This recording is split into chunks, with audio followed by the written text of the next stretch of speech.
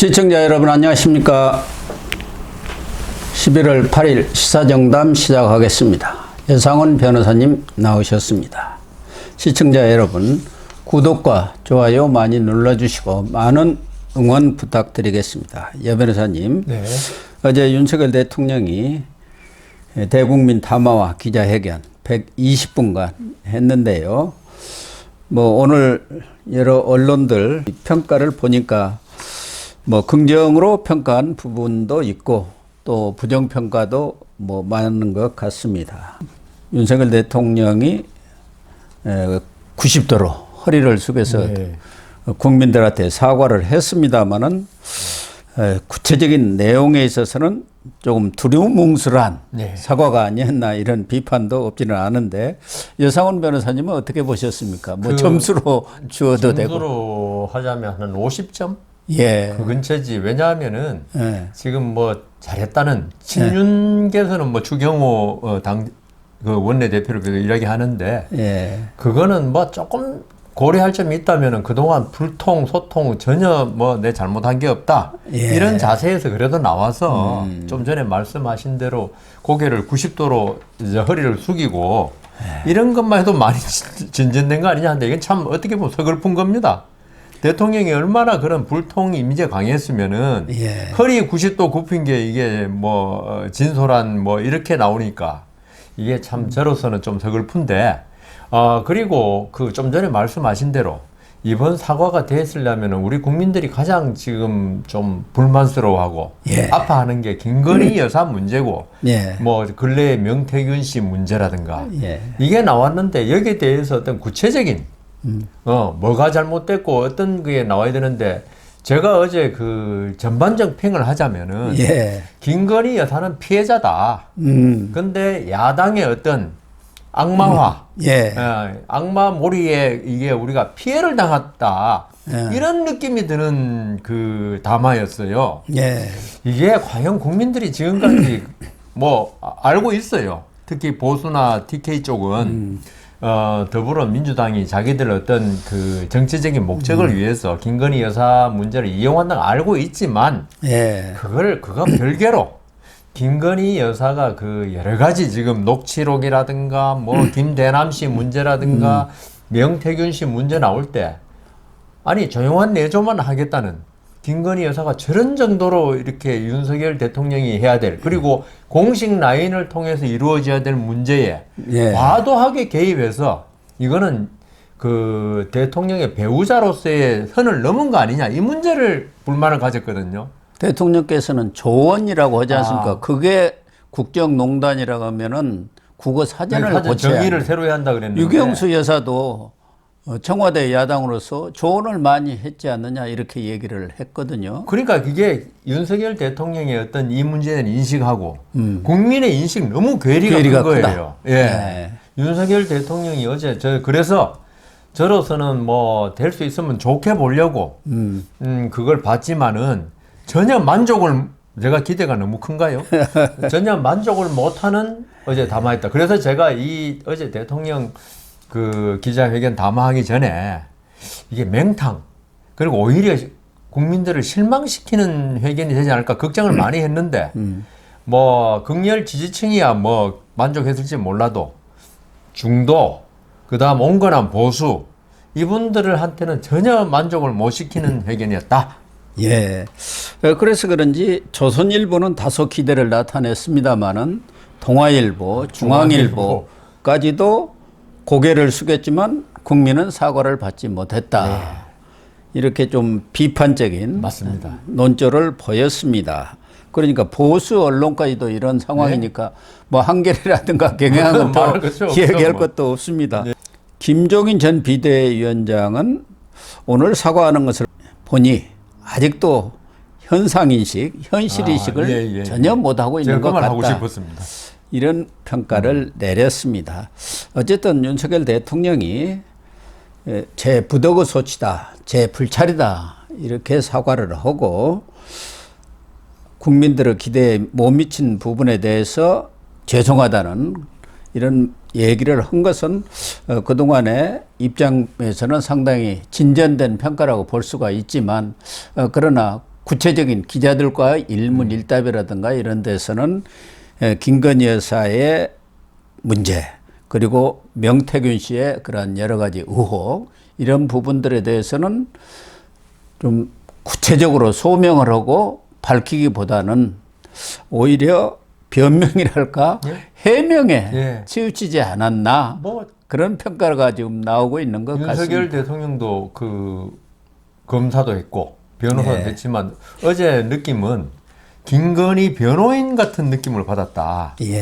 그게 막 그 윤석열 대통령이 어제 담화를 비판하는 사람들의 시선인 것 같습니다.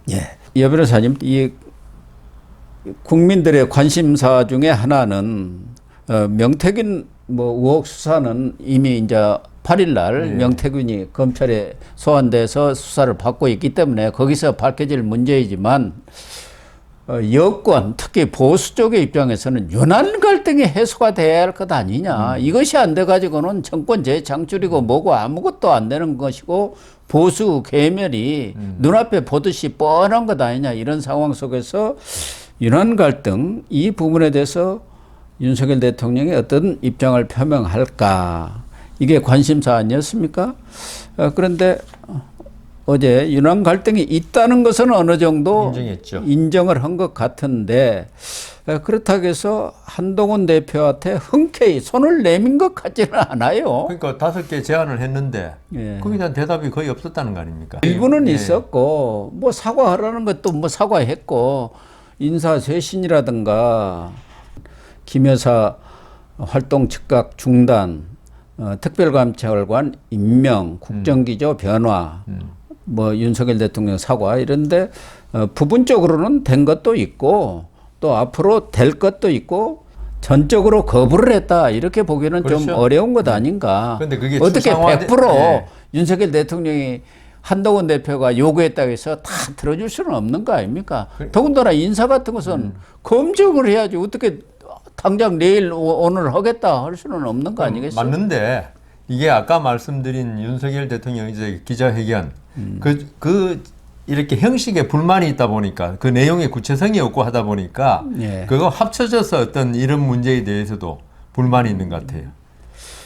그래서 윤석열 대통령도 윤안 갈등에 대해서 그 언론이 부추기는 것 아니냐 이렇게 조크를 했습니다마는 공동 과업 또 국민을 위해서 공동선을 추구하는 과정 속에서 서로 접착점이 찾아지는 것 아니겠느냐. 또 정치를 오래 하다 보면 앙금이 생길 수도 있고 또 풀리기도 하고 그런 것 아니냐 이렇게 얘기를 했습니다마는 그러나 흔쾌히 한동훈 대표 당정 간에 이렇게 손을 잡고 앞으로 면모 일신하고 또 심기일전해서 일해보겠다 뭐 그렇게까지는 안 한 것 같죠. 그러니까 그 어떤 일종의 구두선이라 할까요? 지금 윤석열 대통령이 말하는 어떤 정치의 그런 기본 일반적인 거 그 이야기는 했어요. 그러니까 마음에 앙금이 있는데 그걸 지금 풀어버리지는 못한 것 같아요. 그래도 앙금이 있는 거 인정한 게 진일보한 거 아닌가 싶은데 내가 그런 말도 없었지 않습니까? 그리고 지금 순망치한 둘이 그런 관계인데 이 보수가 걱정하는 거는 어떤 윤석열 대통령에 대해서 걱정하는 단계는 지난 것 같아요. 네, 그렇습니다. 지났는데 지금 이런 상태가 계속 지속되면은 다음 대선은 볼 것도 없고 또 2026년 지자체 선거 있지 않습니까? 여기서 보수의 계멸을 우리 박근혜 전 대통령이 탄핵되면서 보수가 계멸한 걸 봤지 않습니까? 그래서 이런 게 또다시 반복되는 거. 여기에 대해서 그 많은 보수를 지지하는 분들이 걱정하는 거고 그래서 이 둘이가 좀 힘을 합쳤으면 좋겠다. 이런데 이게 참 지금 상태에서 생각이 많이 다른 것 같아요. 한동훈 대표하고 윤석열 대통령이 볼 때는 한동훈 대표는 상식에 입각한 그리고 민의에 입각한 이야기를 하는 거고 윤석열 대통령은 어떻게 하면 이 야권의 어떤 무차별적인 선동적인 정치 공세. 정치 공세에 우리가 피해자인데 왜 한동훈 대표를 비롯한 친한이라는 당에서 그렇게 나서가지고 방어를 안 해주느냐. 실드를 쳐줘야 하는데 왜 안 치느냐. 그러니까 한동훈 대표가 계속 김건희 여사 문제 거론하고 사죄한다 그러니까 지금 어제가 아까도 또 말씀드리지만 김건희 여사가 윤석열 대통령 피해자라고 보는데 예. 이게 도저히 이게 수용할 수가 없는 거거든요. 그래서 이 문제에 관해서 그 말씀하셨지만 앞으로 해결한다고 그랬지만 어떤 근원적인 김건희 여사 문제는 그걸 보는 그 관점을 완전히 바꾸지 않는 이상은 상당히 그 둘이가 접점을 찾기가 힘들겠다는 생각이 듭니다.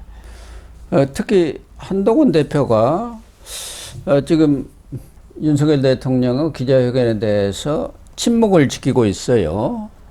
지난번 윤석열 대통령과 명태균과의 예. 녹취록이 통화 녹취록이 나왔을 때도 한 4일 정도 침묵을 지키다가 입장을 표명을 했습니다만은 저희들이 녹화를 하는 이 시간까지는 침묵을 지키고 있고 친한계의 반응도 그렇게 썩 좋지는 않죠. 긍정적이지는 예. 않은 것 같습니다.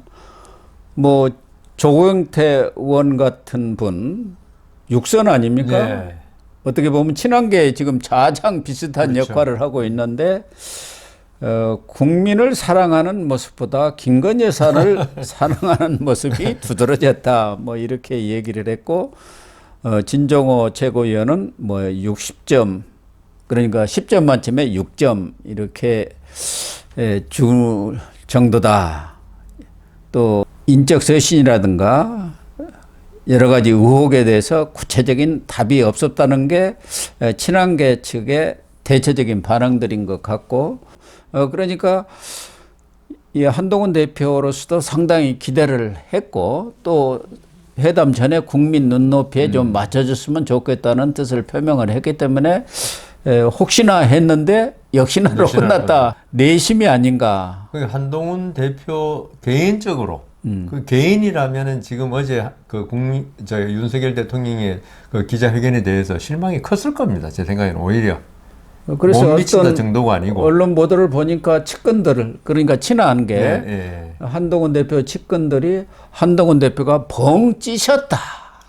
뭐 이렇게 반응을 보였다는 보도를 제가 봤습니다만요. 그러니까 제가 볼 때 좀 상식적이고 그냥 이게 중도적인 입장에서 볼 때는 분명히 이거는 어제 기자회견은 진짜 불만족스러운 기대에 전혀 못 미치는 회견이 맞아요. 네. 그러니까 한동훈 대표는 그렇지만 지금 와가지고 안 그래도 아까 말씀하신 바와 같이 윤한 갈등 네. 이것도 사실 국정 난맥상의 한 원인인데 이게 있는데 지금 나서가지고 공식적으로 그걸 말한다는 게 안 되죠. 정치하는 사람으로서. 그렇죠. 또 예. 당에는 친한계만 있는 것도 아니고 친윤계도 있고 또 예. 중도도 있지 않습니까? 비한계도 있고 나경원 의원 같은 경우는 상당히 긍정적인 평가를 했어요. 그러니까요. 진솔한 사과를 했다. 뭐 이렇게 평가를 했기 때문에 예. 당 대표의 입장에서 뭐 지금 특정 계파의 수장은 아니지 않습니까? 그렇죠. 지금은 예. 당 대표란 말이에요. 그렇죠. 그렇기 때문에 전체를 아우러서 나가야 하기 때문에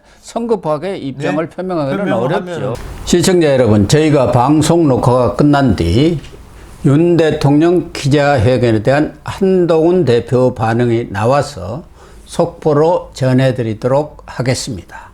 한 대표는 오늘 자신의 페이스북에 대통령께서 어제 현 상황에 대해 사과하고 인적 쇄신, 김 여사 활동 중단, 특별감찰관의 조건 없는 임명에 대해 국민들께 약속하셨다고 말하고 당이 민심에 맞는 속도감 있는 실천을 위해 지원하겠다고 다짐했습니다.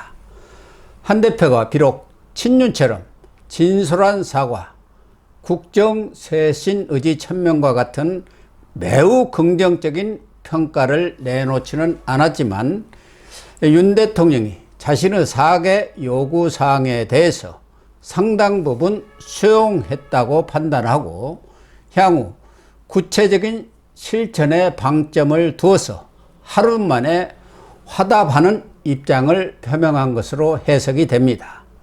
실제 윤 대통령은 어제 회견에서 대국민 사과를 분명히 했고 김건희 여사 문제는 만족스럽지는 않지만 외교 관례 등 꼭 필요한 경우를 제외하고 대외 활동을 자제하겠다고 밝혔습니다.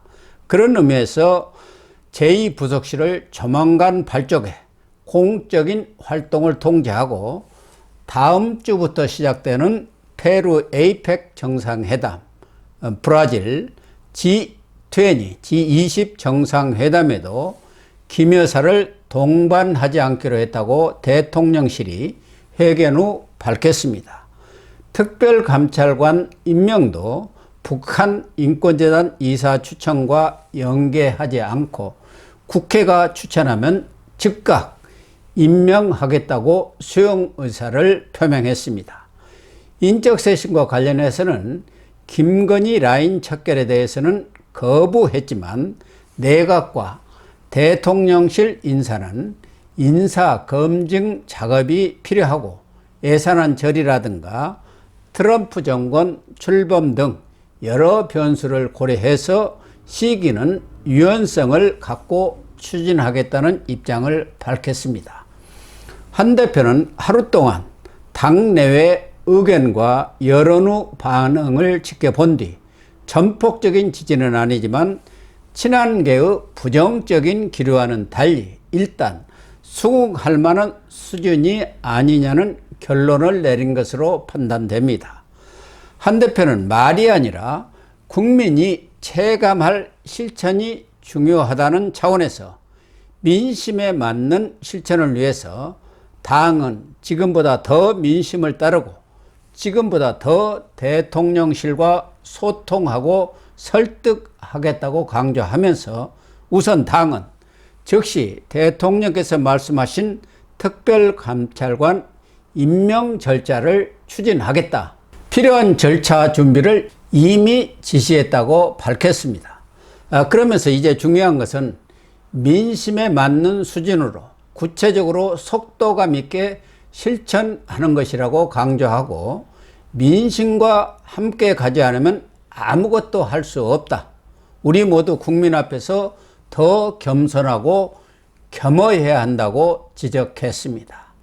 한 대표가 민심을 강조하고 대통령실과 소통하고 설득하겠다고 다짐한 것은 윤 대통령의 회견이 기대에 미흡하다는 불만을 우회적으로 나타내면서 대통령실이 회견에서 약속한 내용을 국민 눈높이에 맞춰 속도감 있게 추진해 달라고 주문한 것 같습니다.